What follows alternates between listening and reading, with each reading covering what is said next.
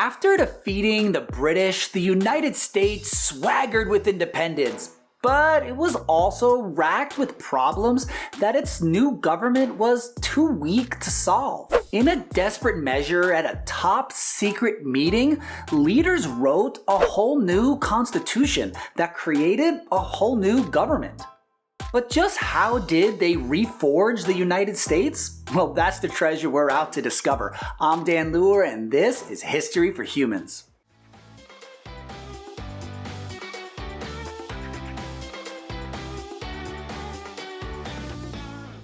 Before we get going, I just want to remind teachers and homeschool parents that there are lesson plans and resources that go with this episode on my website, historyforhumans.com. And now, our exploration question for today's episode is, what led to the Constitutional Convention? And how did leaders work through differences to create a whole new government? So umbrellas out, because I got some history to rain upon you. After America declared independence from Great Britain, they needed a government of their own. Enter the Articles of Confederation. Unsurprisingly, American leaders did not want a strong central government that could tax them, abuse the people, and infringe on the rights of states. So focused on trying to ensure the government couldn't oppress them, the Articles created a government so powerless it couldn't, well, do anything to help them. The government was made up of a single Congress, with each state having one representative and one vote.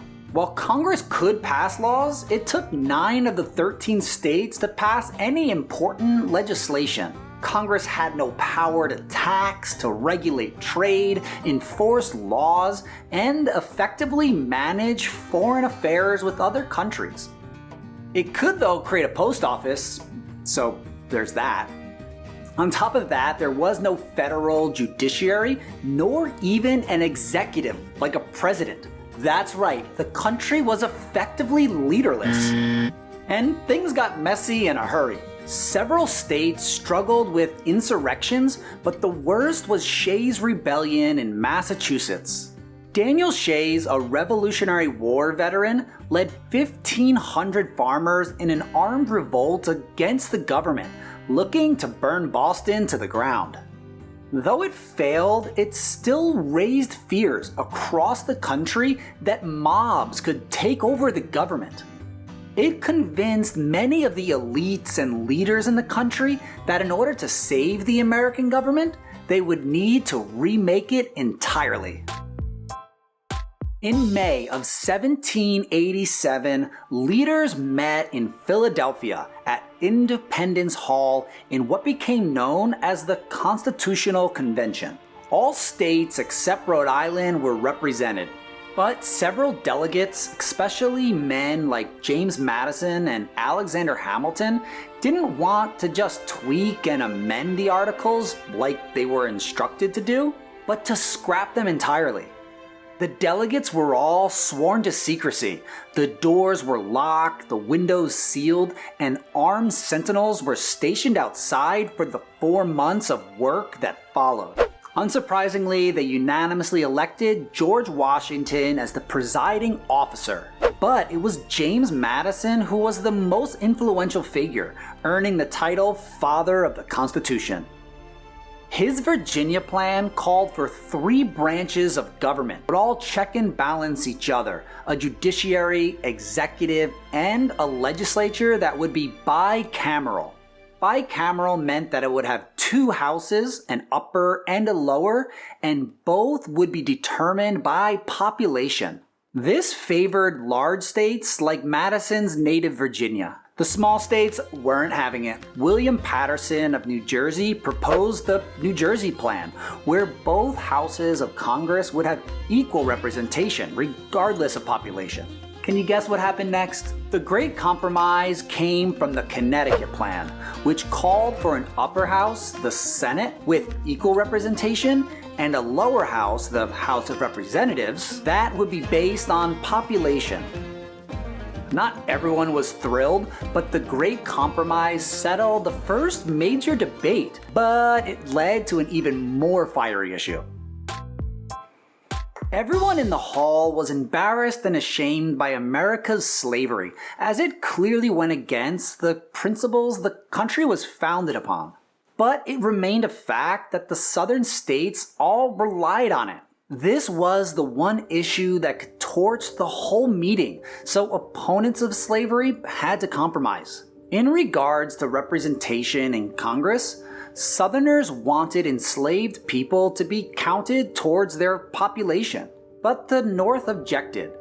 In the end, they settled on the 3/5 compromise, that for every 5 enslaved people in a state, 3 would be counted towards representation. And although other provisions in the Constitution protected slavery, the framers never used the word, knowing it would be a stain on the Republic's high ideals. The framers worked to create a government that balanced their two big fears, one of the government becoming too powerful and tyrannical, and the other of the people or mobs becoming too powerful and tyrannical, as was seen in Shays Rebellion. That's why only the House of Representatives was directly elected by the people. Senators at the time were chosen by state legislatures, and even the president would be chosen by the Electoral College and not directly by the people.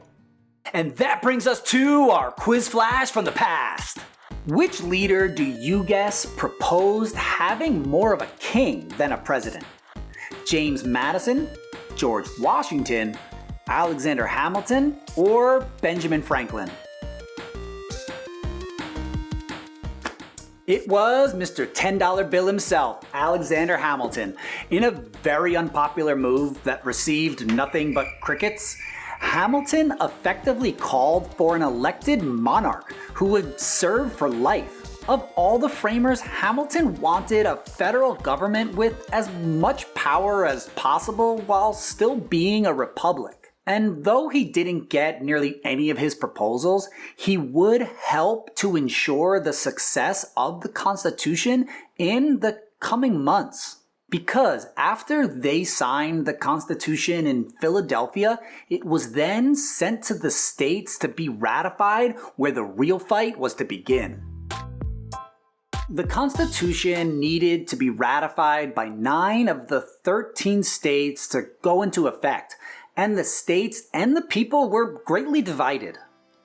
Most wealthier Americans supported ratifying the Constitution, and they became known as the Federalists, believing it would help to stabilize and protect the country and the people, and would better manage the faltering economy.